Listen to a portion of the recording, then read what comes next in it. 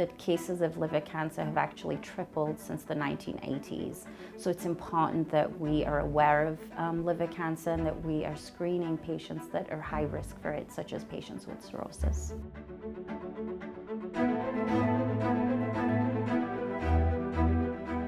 Pancreatic and liver cancer, the thing they have in common is that they both present very late. Patients don't have symptoms early on, so by the time they have symptoms, those diseases have already progressed and are very advanced. And the challenge is identifying and diagnosing those patients when they don't have symptoms. So that's what makes them so deadly, because by the time we actually identify those cancers, they're at a stage where it is challenging to treat and have optimal response.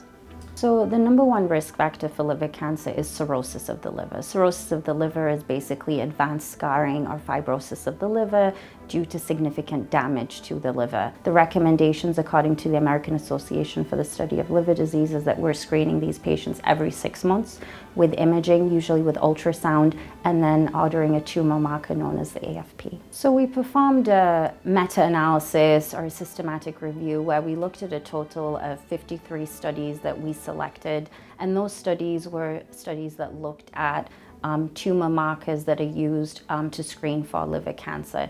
And we compared AFP, which is known as alpha-fetoprotein, which is the standard tumor marker we use to screen for liver cancer, versus another tumor marker that is not the standard tumor marker we test for, known as PIVKA-2.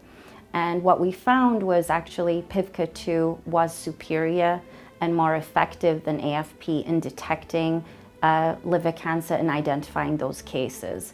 So it is very promising data. Obviously, further data is needed to really make it standard of care and switch to that biomarker, but it does show promising results that perhaps in the future this could be a marker where it would give us better detection of these liver cancers. With it having superior results in this data, could we combine it with AFP in the new standard recommendations? Should we be using PIVKA alone? And it's exciting to see that there were superior results, and also if there's the potential to even develop or come up with other markers that might help in the future to detect these cases earlier. We're continuing to see updates and advancements. There's always new research coming out, whether it be here, in the United States, outside of the United States, and promising results. And, I am hopeful that with time, we are slowly getting closer to improving outcomes in these patients.